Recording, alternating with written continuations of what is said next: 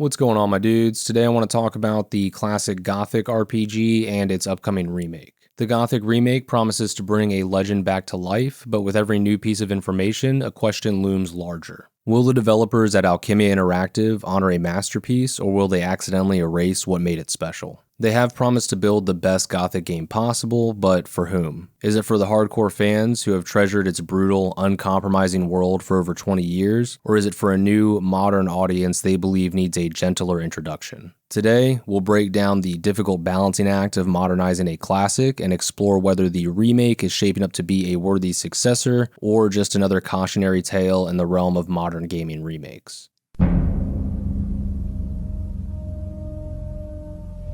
Before we dive into the debates around the remake, we have to understand why so many people are fiercely protective of a janky, brutal RPG from 2001. Gothic wasn't just another game, it was a revolutionary title for the time. Long before it was the industry standard, Piranha Bytes built a world that felt truly alive. This wasn't some sprawling, auto-generated map cluttered with icons. The colony was a dense, handcrafted, and suffocating fishbowl, sealed under a magical dome and run by convicts. Its influence is undeniable. The team at CD Projekt has openly said that the first two Gothic games were a huge inspiration for the Witcher game series, especially in its world building and how NPCs behaved. Just think about that. The DNA of one of the most celebrated RPGs of all time carries the genetic code of Gothic. So what was so revolutionary about it? The game had a fully scripted NPC scheduling system years before Bethesda's Oblivion made it a buzzword. The characters in Gothic had lives. They woke up, worked, patrolled,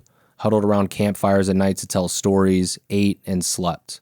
This created a reactive, breathing world you had to learn to survive in. There were no quest markers, no compass holding your hand. The game forced you to pay attention, listen to what people said, and actually learn the landmarks of its dangerous world. This design philosophy created a sense of place that's still powerful today. The world of Gothic is split into distinct camps: the authoritarian old camp, the rebellious new camp, and the mysterious Brotherhood of the Sleeper, each with its own culture and agenda, all centered around mining magical ore. It was a functioning anarchy, a society on a knife's edge, and it felt more real than any of the polished, sterile open worlds we get today. Gothic is a masterpiece not in spite of its rough edges, but because of them. It gave you a sense of earned progress in a harsh world, and that unique feeling is exactly what's at stake here. Alright, let's talk about the jank. It's a word that gets tossed around a lot, usually as an insult, but for Gothic, the jank was part of its soul. It was a core piece of the experience that modern design, often focused on frictionless gameplay, might see as a bug to be squashed. First up, the combat. By today's standards, it's clunky. The controls were a strange mix of directional inputs and an action key. You couldn't just mash a button, you had to time your strikes, but that clunkiness was intentional. As a new convict, you were a nobody, you didn't know how to fight, and the controls made you feel it. As you leveled up and found trainers, you saw your character evolve. His stance would change, and the animations would get faster and more fluid. Mastering the combat was a rite of passage, hammering home the core fantasy of getting stronger in a world that wanted you dead. The remake promises to keep directional attacks while modernizing the system, and fans are watching closely to see if they can preserve that rewarding journey from clumsy newcomer to deadly veteran. Then there's the world itself. Gothic's greatest strength was its refusal to hold your hand. Dropped into the prison colony, you were left to fend for yourself. Exploration wasn't about clearing a map, it was about survival. Getting lost wasn't a mistake, it was part of the game. Stumbling into a cave full of mine crawlers you could not handle wasn't failure, it was a lesson. This tough love design created an incredible sense of immersion. The developers at Alkimia Interactive claim to understand this, but while previews mention a continued lack of handholding, they also note, quote, welcome changes, end quote, like tracking key quests. Every quality of life tweak is a delicate balancing act, risking the very friction that made the original unforgettable. The easy fix for this balancing act, in my opinion, is always player choice. Put the power in the hands of the player to determine how closely they want the gameplay experience to resemble the classic Gothic. And finally, the atmosphere. Despite the blocky models, the original Gothic is dripping with a thick, grimy vibe. The world doesn't care about you. NPCs will tell you to get lost and treat you like dirt until you prove them wrong. That palpable sense of oppression is a delicate mix of art, sound, and NPC behavior. It's one of the hardest things for a remake to get right and a key point of concern for the community. Now, personally, I like the look of the Gothic remake based on what has been shown so far. However, there is a clear loss of artistic intention that was in the original, as higher resolution textures and models will inevitably take away from the artistic visual grit of the classic.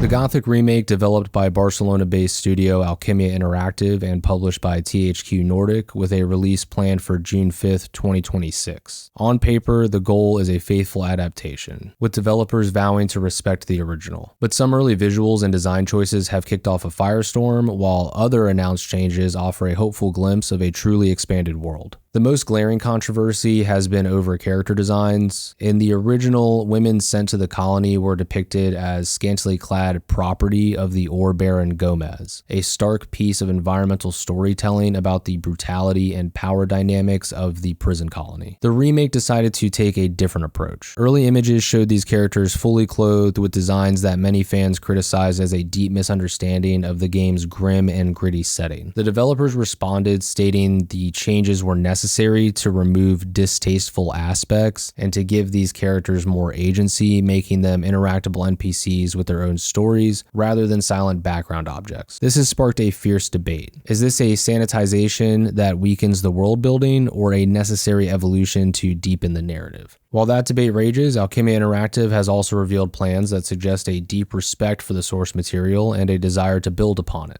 The game world is set to be 10 to 30% larger, fleshing out areas that were empty in the original and even reintegrating cut content. They're also working to patch narrative inconsistencies and plot holes, creating a more cohesive story. The lore is also being significantly expanded, especially for the orcs, whose culture and language are being developed with assistance from a linguist to add new depth to their role in the world. This commitment to expansion suggests the developers aren't just remaking Gothic, but attempting to enrich it.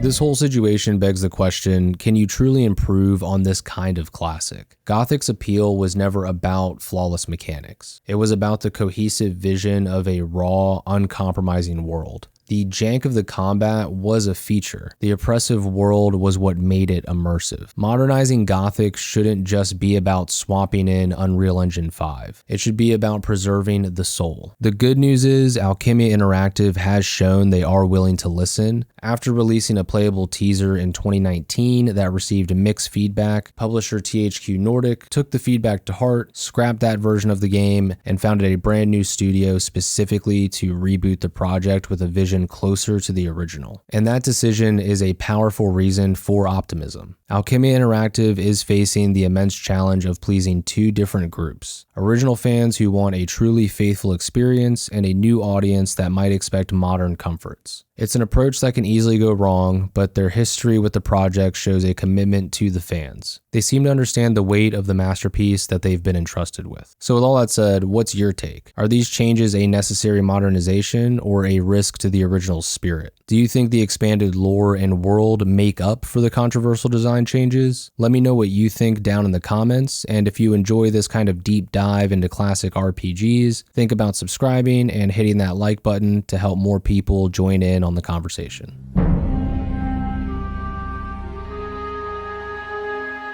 In the end, all the concern around the Gothic remake comes from a place of deep love for the original. We remember mastering its weird combat controls and learning the paths of its dangerous world without a map to guide us. There are valid concerns stemming from a desire to protect that unique experience. However, there is also growing evidence of a project being handled with great care. The promise of an expanded world, deeper lore, and more complex simulation of life in the colony is incredibly exciting. The developers' willingness to scrap their initial prototype and start over based on fan feedback speaks volumes for the project. Gothic is a masterpiece because its disparate, rough parts came together to create an unforgettable whole. And perhaps the alchemists in Barcelona can perform that same magic once again, honoring the past while forging an even stronger future for this legendary RPG series. My esteemed ore barons, honored guards, shadows, and diggers, it gives me great honor to present In Extremo! That brings us to the end of the video, my dudes. So if you wouldn't mind liking the video if you liked the video, dislike it if you didn't, and subscribe either way. And while you're at it, if you could, hype the video and share it with a friend if you would like to support the channel further. Doing all that YouTube jazz helps me out tremendously and is always greatly appreciated. But regardless of any of that, truly thank you so much for just watching until the end, and have a cool rainy day.